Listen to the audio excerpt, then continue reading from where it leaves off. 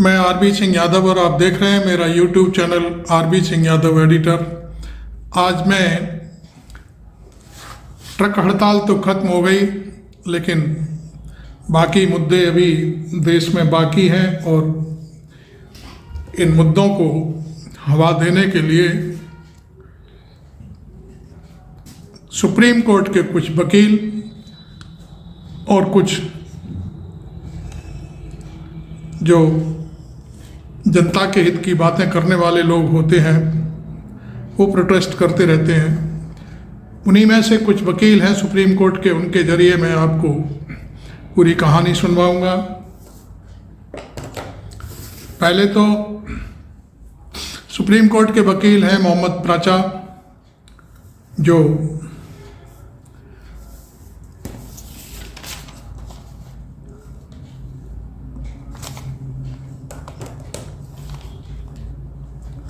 Mission सेवा com एक संगठन है, उसके जरिए जनहित की बातें उठाते हैं, जनसेवा करते हैं।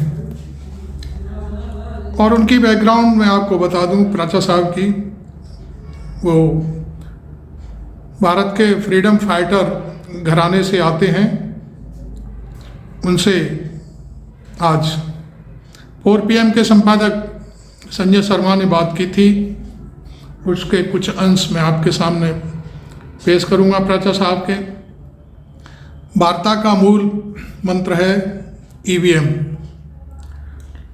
ईवीएम के जगह बैलेट पेपर से चुनाव करने के लिए उन्होंने अपना मिशन शुरू किया है और इसके लिए 5 जनवरी 2024 मतलब 2 दिन बाद 4 और 5, तो 5 तारीख को दिल्ली के जंतर मंतर पर उनके लोग इकट्ठे होंगे और वहाँ पर वो मांग करेंगे कि निर्वाचन आयोग, उन्होंने एक बाकायदे प्रेस रिलीज है चुनाव आयोग का जो PIB के जरिए जारी किया गया था। तो PIB के जरिए जो प्रेस रिलीज भारत सरकार के कोई भी मंत्रालय, कोई भी आयोग, कोई भी संगठन जारी करते हैं उसे अधिकृत माना जाता है। और उसी को लेकर के प्राचा साहब ने कहा है कि चुनाव आयोग ने साफ किया था इस प्रेस रिलीज के जरिए कि कोई भी हमें इन मशीनों को हैक करके दिखाए। तो उन्होंने यह चैलेंज स्वीकार किया है और आयोग से 50 मशीनें मांगी हैं। 50 मशीनों में कुल टोटल 3 यूनिट होते हैं। इस तरह से 50 की जगह 150 यूनिट उन्होंने मांगे और उन्होंने कहा है कि हम एक जगह नहीं, केवल दिल्ली में नहीं, भारत के हर राज्य में जाकर के इन मशीनों को हैक करके दिखाएंगे। और उन्होंने यहाँ तक कहा कि दुनिया में ऐसा कोई कंप्यूटर नहीं बना है जिसे हैक नहीं किया जा सके। ये तो छोटी सी मशीनें हैं, वोट डालने की, कैलकुलेटर टाइप है। और उन्होंने यहाँ तक साफ किया कि इसी वजह से विदेशों में आप देख लीजिए, किसी भी जगह, जर्मनी हुई, फ्रांस हुआ, अमेरिका हुआ, इंग्लैंड हुआ, वोटिंग बैलेट पेपर से होती है। और हमारी मांग है कि भारत में भी वोटिंग बैलेट पेपर से होनी चाहिए। तो एक बात तो ये है कि आप उनका ये वीडियो सुनिए, उसके बाद मैं फिर आपसे और बातें रखूँगा। तो सुनिए सुप्रीम कोर्ट के मशहूर वकील मोहम्मद प्राचा जी को। इस देश के मालिक हैं और नरेंद्र मोदी जी एक्चुअली अगर देखा जाए संवैधानिक रूप से तो हमारे नौकर हैं, लेकिन आजकल उल्टा हुआ है, सर्वे सर्वा नौकर सर्वे सर्वा बन गए और मालिक जो है सड़क पे घूम रहे हैं। खैर, मैं उस बात पे टिप्पणी नहीं करना चाहूँगा। पॉलिटिकल पार्टीज की अपनी एक तरह का लड़ने का तरीका होता है, मगर जो भी बात मैं आपसे कह रहा हूँ, मैं इस प्रकार से कहना चाहूँगा कि किसी एक बड़े साइंटिस्ट ने एक बार कहा था कि ऐसी कोई भी बात जो आप एक 5 साल के बच्चे को ना समझा सके वो आपको स्वयं भी शायद समझ में ना आ पाए। तो मैं आपके माध्यम से, क्योंकि आपका चैनल जो है बहुत बड़ी संख्या में हमारे देश के आम नागरिक देखते हैं, तो मैं उनकी एक आम जो बच्चे को भी समझाए जाने वाली बात है उसके शब्दों में मैं समझाना चाहूंगा कि हम लोग कैसे इस बात को कह रहे हैं, क्योंकि मैं कुछ नहीं कह रहा हूं, मैं जो भी कह रहा हूं वो इलेक्शन कमीशन की जबान से कहूंगा, अपनी जबान से मैं एक शब्द भी नहीं बोलूंगा। इलेक्शन कमीशन ने ही 2017 में ये कहा था कि जो उन्होंने एक एक्चुअली प्रेस इंफॉर्मेशन ब्यूरो के तहत उन्होंने एक प्रेस रिलीज जारी की थी जिसको EVM challenge by election commission of India कहा था 20 मई को 2017 और चैलेंज किया था देश भर को। वो चैलेंज नहीं था, जिस प्रकार से सुप्रीम कोर्ट ने 4 जजेस ने और अभी जस्टिस कॉल रिटायर हुए हैं, वो एक तरह से गुहार लगा रहे हैं देश की जनता से ये कह के कि आओ और इन संस्थानों को बचाओ। तो इलेक्शन कमीशन 2017 से ये गुहार लगा रहा है कि देश की जनता आए और हमें बचाए, क्योंकि हमसे इस प्रकार के इलीगल क्रिमिनल एक्टिविटीज कराई जा रही है, लेकिन ये हमें रीडिंग बिटवीन द लाइंस करना पड़ेगा। इलेक्शन कमीशन ने आज तक ये चैलेंज स्वीकार करके कह रहा हूं, आज तक एक भी बार ये नहीं कहा है कि ये ईवीएम की मशीनें हैक नहीं हो सकती। एक बार एक जगह भी ये नहीं कहा है। उन्होंने ये जरूर कहा है कि हमने इस तरह का एक रोबस्ट मजबूत सिस्टम बना रखा है जिसमें हमारे जो वर्कर्स होते हैं वो उसको इंश्योर करते हैं कि ये किसी भी प्रकार से हैक ना हो सके। तो ये सारी जो है खुद इलेक्शन कमीशन देश की जनता को बता रहा है कि ये इलेक्शन जो है ये हैक हो सकते हैं। दूसरी बात, वीवीपैट मशीन, सुप्रीम कोर्ट का बार बार हवाला दिया जा रहा है कि और इलेक्शन कमीशन भी देता है कि वीवीपैट मशीन लगा के सब कुछ ठीक हो गया।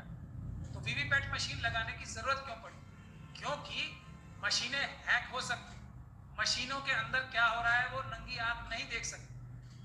और जर्मनी का जो सुप्रीम कोर्ट का डिसीजन आया था उसकी बुनियादी वजह, बेसिक वजह ये थी कि एक आम व्यक्ति को अगर इलेक्शन की सारी कारगुजारी का, उसका वोट कैसे उसने डाला और किसको गया, ये नजर नहीं आ सकता नंगी आंखों से, तो वो सिस्टम बेकार है, वो सिस्टम इस्तेमाल करने लायक नहीं है, उससे धांधली होगी।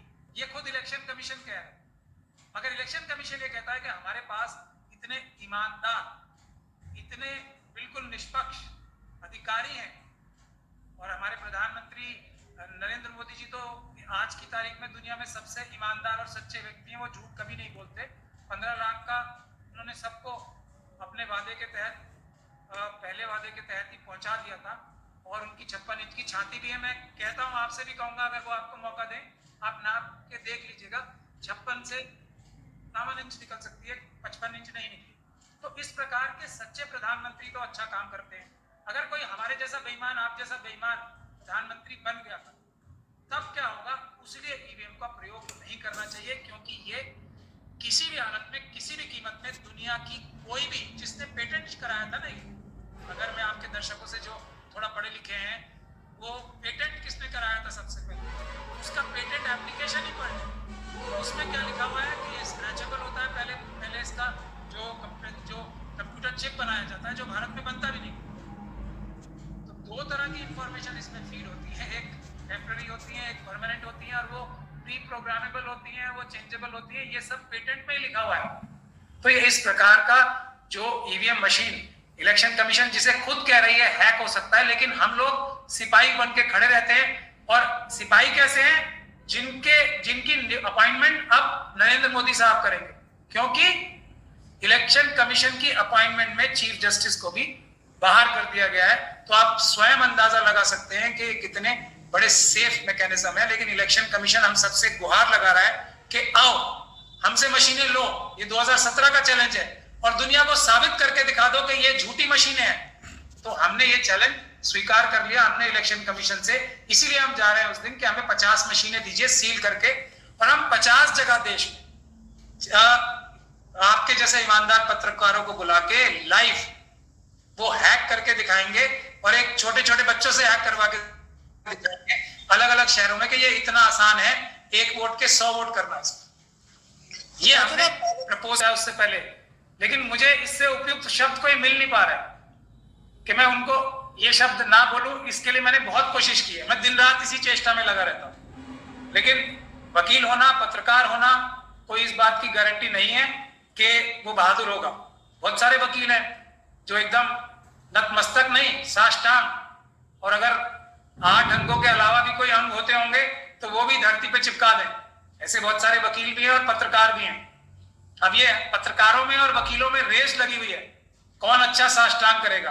लेकिन कुछ लोग हैं जिनका सर सिर्फ ऊपर वाले के आगे झुकता है या संविधान की रक्षा के लिए हमेशा सीधा खड़ा रहता है। ऐसे भी कुछ लोग हैं, तो दोनों तरह के लोग हैं। लेकिन मैंने हजारों घंटे इस बारे में सोचा है कि मैं नरेंद्र मोदी जी को झूठा कह पाऊं, लेकिन मैं कह ही नहीं पाता। मुझे मौका मिलेगा तो मैं दुनिया को नाप के दिखा दूंगा वो कितने सच्चे हैं। 56 इंच की छाती, 15 लाख, 2000 किलोमीटर चाइना, ये मैं सब दिखा दूंगा। कहीं नहीं गए, हमारे पास ही है। और इस देश के सभी नागरिक एकदम खुशहाल हैं। 5 किलो अनाज लेने के लिए कोई नहीं जाता। वो शायद कोई लोग हेराफेरी करके वो चुरा के बेच रहे होंगे। 5 किलो अनाज जो देते हैं मोदी जी 80 करोड़ लोगों को, वो भी झूठ है। ये नरेंद्र मोदी जी एकदम खुशहाल कर चुके हैं देश को। हमारा देश सबसे पावरफुल देश है, लेकिन एक कमी है उनमें। वो मैं उनको एक आइडिया दे रहा हूं। अगर उन्होंने ये ईवीएम की मशीन ऐसी इजाद कर ली है जो हैकेबल नहीं है, तो उनको एक तो नोबेल प्राइज के लिए मिल जाना चाहिए, क्योंकि ऐसी दुनिया में कोई मशीन, कंप्यूटर नहीं बनाया जो हैक नहीं हो सकता हो। नरेंद्र मोदी जी ने अगर ऐसा आविष्कार कर लिया तो उन्हें नोबेल प्राइज मिल जाना चाहिए, 100% मिल जाना चाहिए। दूसरी, भारत की इकोनॉमी इससे ठीक हो जाएगी, क्योंकि इतने बड़े बड़े देश हैं जिन्होंने इजाद की है, वो भी कह रहे हैं कि ये सुरक्षित नहीं है। अगर नरेंद्र मोदी जी ने और उनके इलेक्शन कमीशन ने कोई ऐसी मशीन बना ली है तो ये हम एक्सपोर्ट करके, देखिए हर एक देश में फिर ईवीएम से चुनाव होगा, अमेरिका, यूरोप, सभी देशों में ईवीएम से चुनाव होगा। हम उनको सिर्फ कन्विंस कर दें कि ये हैक प्रूफ है, तो हमारा एक्सपोर्ट इतना बढ़ जाएगा। आज जो चाइना से हमारा 80-20 का जो ट्रेड डेफिसिट चल रहा है, दुनिया से इतना ही ट्रेड डेफिसिट चल रहा है, 2,05,000 करोड़ का हमारे पर बर्डन आ गया है जो मोदी जी ने ले लिया है। मतलब लिया है ना, कुछ दिया थोड़ी है, देखिए उधार लिया है, देश से कुछ दिया नहीं है। तो इस प्रकार के जो, एक तो उनको देश की इकोनॉमी ठीक करने का मौका है, तो मैं उन्हें आइडिया दे रहा हूं, जो बाइडेन साहब को फोन करें, ऋषि सुनाक साहब उनके दोस्त हैं, अडानी जी के लिए तो कई जगह उनको फोन करते हुए सुना और जाना जाता है, फोन करके कहीं पोर्ट दिलवा दिया, कहीं कुछ कर दिया। ये वाले फोन भी करें, और फोन करके मैं बार बार इस बात को कह रहा हूं, जो बाइडेन साहब से या ऋषि सुनाक साहब से या कैनेडियन जस्टिन ट्रूडो से बात होगी उनकी, वो दुनिया को सुना दें। ये ऑफर करेंगे और वो सामने से हंसेंगे, तो वो दुनिया को सुना दे, उससे क्लियर हो जाएगी पिक्चर कि ये कितना बड़ा धोखा और फ्रॉड है। ये मैंने आह्वान किया है इस देश के, हमें एक्चुअली मिशन सेव कॉन्स्टिट्यूशन को चारों तरफ से बहुत रिक्वेस्ट आ रही थी, क्योंकि हमें थोड़ा डरपोक व्यक्ति माना जाता है, हमारे संगठन को भी डरपोक व्यक्ति माना जाता है, क्योंकि हमारा मेन मिशन यही है, घर घर संविधान, संविधान से हर समाधान। और जो नौकर है, नौकरों की जगह उनको रखवाना, और मालिकों को मालिकों की जगह पहुंचाने का काम ही हम संविधान के माध्यम से, पीसफुल प्रोटेस्ट के माध्यम से पूरे देश में कर रहे हैं। अभी एक दिल्ली यूनिवर्सिटी में भी प्रोटेस्ट चल रहा है हमारा बड़ा, जहाँ पे डॉक्टर रितु सिंह है, उनकी नौकरी फर्जी डॉक्यूमेंट्स बना के छीन ली थी उनकी प्रिंसिपल साहिबा ने। तो हम लोग इस बात के लिए जाने जाते हैं, तो लोगों ने शायद हमसे उम्मीद जताई, और हमने इस जो उम्मीद के ऊपर करने की कोशिश कर रहे हैं। और मैं और मेरे साथी इस ईवीएम के खिलाफ, ये जो अभी 3 राज्यों में चुनाव जो हुए थे, उस समय भी अगर आप मेरा ट्वीट देखेंगे, जब ये सारे ट्रेंड्स ये दिखा रहे थे कि बीजेपी हार रही है, तब भी हमने कहा था ईवीएम बहुत बड़ा धोखा है, कोई चुनाव जीते या कोई हारे, ईवीएम से चुनाव नहीं होना चाहिए। जो व्यक्ति ईवीएम से चुनाव की जिद करता है वो बेईमान है, ऐसा हम मानते हैं। क्योंकि पेपर बैलेट से क्यों नहीं कराना चाहिए चुनाव? अगर कोई शक कर रहा है तो ये लो भाई, हम पेपर बैलेट से 400 सीटें ले आएंगे, ऐसा तो कोई नहीं कर रहा है। तो हमने ये इतनी सारी रिक्वेस्ट आ रही थी, तो हमने अपना इस पे दोबारा दिमाग लगाया। हमने 2017 का जो इलेक्शन कमीशन का एक चैलेंज था उसको देखा, वो आज तक ओपन एंडेड है कि आप मशीनें ले जाओ। देखिए मजेदार बात संजय जी एक और है, इलेक्शन कमीशन हर एक के लिए चैलेंज कर रहा है, जाओ मशीनें हैक करके दिखाओ। एक मशीन किसी को नहीं देते, मशीन किसी को नहीं देंगे, हैक करके दिखाओ। ये कितनी ईमानदारी की बात है। देखिए इससे ज्यादा ईमानदारी क्या दिखा सकते हैं ये इलेक्शन कमीशन वाले? तो हम उनकी तारीफ ना करें ये बुरी बात है। और 19 लाख मशीनें चोरी हो गई है, उसकी एफआईआर कराई है या नहीं कराई है? अपने फ्रीक्वेंटली आस्क्ड क्वेश्चन जो 2023 के अगस्त में उन्होंने किए हैं, उसमें ये रीजन दे रहे हैं कि हम इस पे 19 लाख मशीनें जो चोरी हो गई हैं उस पर टिप्पणी इसलिए नहीं करेंगे क्योंकि मैटर सब जुडिस। मुझे तो कहता है कि बहुत सारे मुकदमे इसलिए डाले जाते हैं कि वो हारने के लिए डाले जाते हैं, क्योंकि अभी ऐसा भी कहा जा रहा है कि कुछ मुकदमे हारने के लिए लड़े जाते हैं।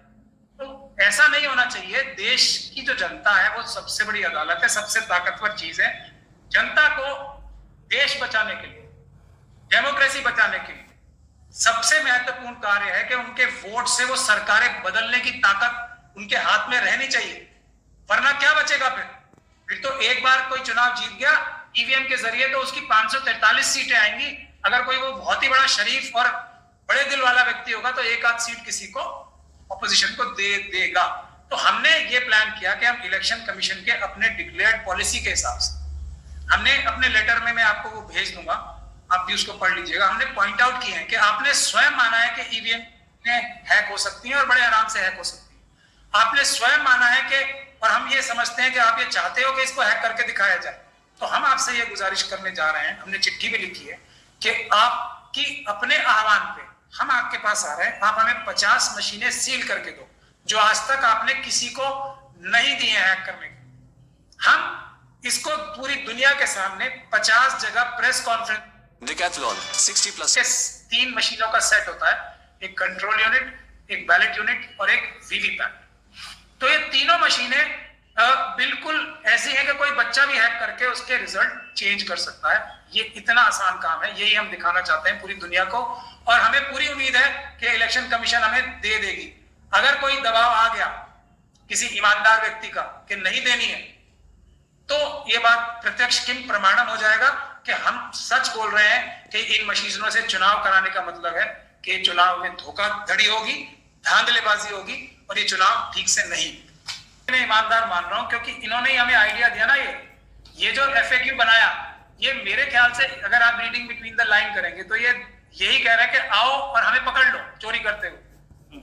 ये मैं उनकी ईमानदारी का सबूत मानता हूं। लेकिन एक बात और मैं कहना चाहता हूं, वो ये है कि आर्टिकल 324 है चुनाव आयोग को। ये मैं आपकी बात से ही, क्योंकि आपने ऐसे शब्दों का प्रयोग किया जो कि मेरे हिसाब से ठीक नहीं है, ये सोच समझ के, जानबूझ के, इसका उल्टा आपको कहना चाहिए था। इतने बेशर्मी से इतना बड़ा धोखा देश के साथ कर सकते हैं, वो बहादुर लोग हैं, वो डरपोक लोग नहीं हैं। इतना बड़ा धोखा करने के लिए बहुत बड़ा दिल चाहिए।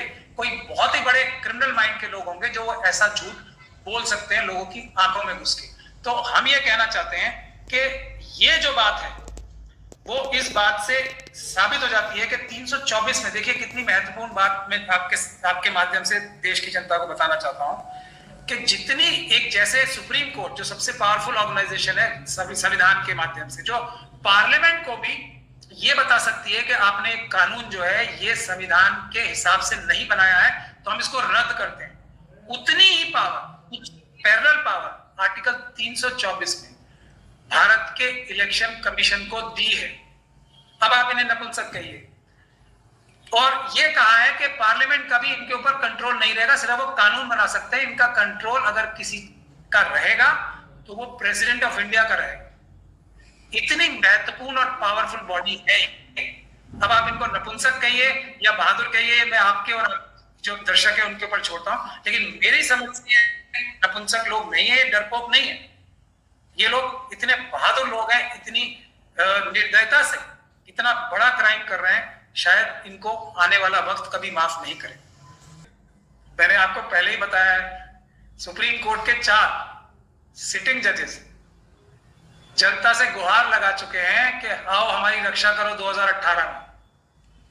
जनता नहीं गई उनकी रक्षा करने, मालिक नहीं गए नौकरों की रक्षा करने, तो उसका अंजाम हमने सबने देखा है, रफाल में देखा, कितने सारे केसेस में देखा है। और इसी तरीके से 2017 में इलेक्शन कमीशन ने कहा था, तो वही अंजाम आप देख रहे हैं।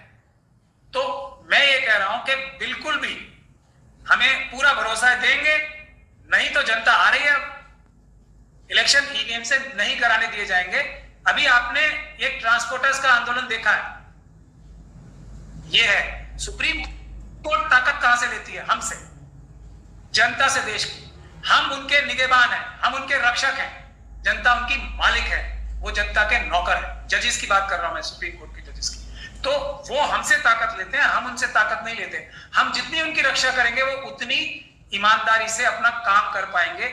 ये बात जस्टिस कौल ने अपने रिटायर होते हुए कही है अभी कि और क्या कहेगा एक जज, जो सिटिंग जज थे जब उन्होंने कही है अपने रिटायरमेंट के 2 दिन पहले कि हमसे जो अपोजिशन का काम है वो एक्सपेक्ट ना करें। और क्या कहेगा एक सुप्रीम कोर्ट का जज? तो आप ऐसी सुप्रीम कोर्ट में और हमको उनको एम्बैरेस कराने के लिए ले जाना चाहते हैं। बहुत सारे लोगों ने, हर एक पॉलिटिकल पार्टी ने, सुब्रमण्यम स्वामी साहब ने, अडवाणी साहब ने, भारतीय जनता पार्टी ने, हर एक पॉलिटिकल पार्टी ने, देश में कोई ऐसी पॉलिटिकल पार्टी नहीं है जिसने इसका विरोध ना किया हो। 100% यूनानिमिटी है इस बारे में। तो जब भारतीय जनता पार्टी खुद जा चुकी है, अब एक हथियार उनके हाथ लग गया है, तो इसने इतने तेज हथियार को कौन अपने हाथ से जाने देगा? ये बात है छोटी सी। तो ये तो जनता को सड़कों पे प्रोटेस्ट के जरिए इसको रुकवाना पड़ेगा। और इसके खिलाफ कोई भी ऐसा आर्गुमेंट दुनिया में नहीं है कि जो ईवीएम के पक्ष में हो और पेपर बैलेट के खिलाफ हो। ऐसा पूरी दुनिया में कोई आर्गुमेंट आज तक नहीं दे पाए। नरेंद्र मोदी जी की तरह हम पॉपुलर तो है नहीं ना, हमें इतने सारे कोई कैमरास दिखाते हैं। आप जैसे छोटे मोटे पत्रकार जो हैं, जो फोन के माध्यम से दिखा पा रहे हैं हमें, बड़े टेलीविजन के चैनल, तो हम उनका बाइकआउट करते हैं, वो हमारा बाइकआउट करते हैं। तो हमारे पास, हमारे बुलाने से कौन आ रहा है? हमारे बुलाने से आ जाएंगे 2-4 लोग, वो आप देख लेंगे 5 तारीख टेस्ट किसानों का आंदोलन, उसमें सब हम हिस्सा रहे। तो देश की जनता आ रही है, मालिक आ रहे हैं नौकरों को एकदम सही तरीके से अपनी ड्यूटी करने का मौका देने के लिए कि ईमानदारी से, संवैधानिक रूप से वो अपनी ड्यूटी करें, देश के साथ इतना बड़ा धोखा ना करें। बच्चा हूं, मुझे क्या पता है? मुझे तो मैं तो अमित शाह जी के खास प्रेम का सबसे बड़ा शिकार हूं देश का। मेरे ऑफिस में 200 आर्म गार्ड्स ने 24 दिसंबर को 2021 को 18 घंटे तक रेड की थी। तो मगर मैं वही कह रहा हूं ना कि मैंने बहुत कोशिश की है डरने की, मुझे डर लग नहीं रहा है, और बहुत कोशिश की है कि ये मुझे डरा पाए, मगर वो भी नहीं हो पा रहा है। मैं तो अमित शाह जी को जानता हूं अच्छे से, वो तो बिहार में कह रहे थे हम उल्टा लटका देंगे सरकार आने, तो ऐसी ऐसी बातें करते हो। तो मैं तो शीर्षासन करता हूं इसलिए बहुत देर तक, ताकि मैं उनकी उम्मीदों पे खरा उतर पाऊं। उल्टा लटक जाता हूं मैं खुद ही। तो ये सब बातें उनसे करनी चाहिए जो डरते हैं इन चीजों से। हम लोग जिस बैकग्राउंड से आते हैं, हम लोग, हमारे जो फोरफादर्स थे फ्रीडम फाइटर्स थे, तो हम लोग जिस बैकग्राउंड से आते हैं, अगर उनको अभी भी समझ में नहीं आई है, वो सीधा सीधा मरवा सकते हैं। डराने के लिए तो उन्हें अभी 1 आध जन्म और लेना पड़े। मैं यही का भाषण दिया है, हम उल्टा लटका देंगे, तो हम शीर्षासन कर रहे हैं, तब से तैयारी कर रहे हैं उनकी कि हम उल्टा लटकाएंगे तो हम कितनी देर तक उल्टे लटके रहेंगे। हम तैयार हैं, आ जाइए। बस प्राचा साहब, आखिर में मोहम्मद प्राचा का ये वीडियो आपने सुना, 17-18 मिनट का, कई क्लिपिंग में है वो। तो आपको उनकी बातों से क्या लगा? उन्होंने खुला चैलेंज किया है कि चुनाव आयोग हमें मशीनें दे और हम इनको हैक करके दिखाएंगे। अब सवाल उठता है कि क्या चुनाव आयोग इतना सीधा है कि प्राचा साहब की ये बातों को मान लेगा और उनको मशीनें दे देगा, जबकि उनका कहना है कि हमें सील्ड मशीनें चाहिए आपकी, और हम उन मशीनों को प्रेस के सामने, दुनिया के सामने, सरकारी इंजीनियर्स के सामने, पीआईबी के सामने हैक करके दिखा देंगे। तो अब सवाल उठता है कि आखिरकार ये मशीनें हैक नहीं होती हैं, मान लिया जाए, तो फिर चुनाव आयोग को या भारत सरकार को बैलेट से चुनाव कराने में दिक्कत क्या है? हालांकि अभी छोटी सी भूमिका में शुरुआत हो रही है। आप जानते हैं जब पब्लिक के ऊपर, खुद के ऊपर आती है तो वो मालूम नहीं क्या क्या कर डालती है। आपने 2 दिन पहले अभी देखा ट्रक हड़ताल। मैंने कल भी अपने एक वीडियो में कहा था कि सरकार ट्रक ड्राइवरों को गवार मानती है। आपने देखा होगा मध्य प्रदेश का एक डीएम एक ड्राइवर से कह रहा तुम्हारी औकात क्या है, इसका मतलब साफ है कि ड्राइवर गंवार होते हैं, बुद्धू होते हैं, पढ़े लिखे नहीं होते हैं, केवल गाड़ी चलाना जानते हैं। तो उन्होंने साफ किया कि आपकी औकात क्या है। हालांकि जो ड्राइवरों के खिलाफ जो रायता डीएम ने फैलाया उसे मध्य प्रदेश के सीएम ने तत्काल बटोर भी लिया और उस डीएम को हटा दिया। एक अच्छी बात है, एक शुभ सूचना है कि मुख्यमंत्री ने अपना जो डीएम था उसे हटा करके एक सही रास्ता दिखाया ड्राइवरों को और कहा कि आप चिंता ना करें। खैर, तो मैं ये बात आपको सुनाने जा रहा था कि ड्राइवरों ने किसी एक राज्य की सरकार को नहीं, भारत सरकार को हिला के रख दिया। ऐसे ही जो किसान थे वो भी गंवार माने जाते हैं बेचारे, वो भी पढ़े लिखे नहीं होते हैं। उन्होंने भी देख लो सरकार को हिला के रख दिया था। तो मैं समझता हूँ भारत सरकार को, चुनाव आयोग क्या है, एक छोटी सी बिल्डिंग है उसमें चलता है। भारत सरकार तो बहुत बड़ी चीज़ है, भारत सरकार से बड़ा नहीं है चुनाव आयोग। जब भारत सरकार हिल जाती है तो चुनाव आयोग की कोई औकात नहीं होती। मुट्ठी भर लोग होते हैं, कुछ आईएएस होते हैं जो चलाते हैं, और वो किस दबाव में चला रहे हैं हमें नहीं मालूम। लेकिन वकीलों ने चैलेंज किया है 5 तारीख को, देश की जनता से आह्वान किया है कि वो जितनी ज़्यादा से ज़्यादा संख्या में आए और हमारी बात को आगे बढ़ाने के लिए सहयोग करें। अब देखते हैं कि 5 तारीख को क्या होगा। हालांकि एनडीए गठबंधन ने भी एक प्रस्ताव पारित किया है, उसमें कुछ सुझाव भी दिए गए कि वीवीपैट कंपलसरी कर दिया जाए और उस वीवीपैट की जो पर्ची है उसे एक अलग डिब्बे में डाल करके उसकी भी गिनती की जाए। तो वो एक सुझाव है। लेकिन इंडिया गठबंधन में कितने ऐसे दल हैं जो इस बात से सहमत हैं, यह बात अभी क्लियर नहीं हो पाई है। क्योंकि कुछ जगहों पर लोग चुनाव जीत के आ जाते हैं तो वो तो कोई बड़ी बात नहीं है। जहाँ पर हमको मान लो हम मालिक हैं मशीन के और हमको जहाँ चुनाव नहीं जीतना है तो नहीं जीतना है, जहाँ जीतना है तो हम आज पूरा नारा दे रहे हैं कि अब की बार 400 पार। आपको मालूम है अमित शाह जब भी कहते हैं, गणित बताते हैं कि अब की बार इतनी सीटें आएंगी तो उतनी ही सीटें आती हैं उस राज्य में। तो इसके मानी साफ साफ दिखते हैं, झलकते हैं। तो खैर, वकील साहब ने जो कुछ भी आपके सामने कहा है वो हमने आपको सुनवाया है। आपको ये वीडियो मेरा कैसा लगा आप ज़रूर टिप्पणी करें और मुझे शेयर भी करें। मेरे चैनल को आगे बढ़ाने के लिए और मदद करने के लिए हमारी स्पेशल और स्वच्छ पत्रकारिता के लिए सब्सक्राइब करें हमें, और हमें ज्वाइन करना भी ना भूलें तो ज़्यादा अच्छा है।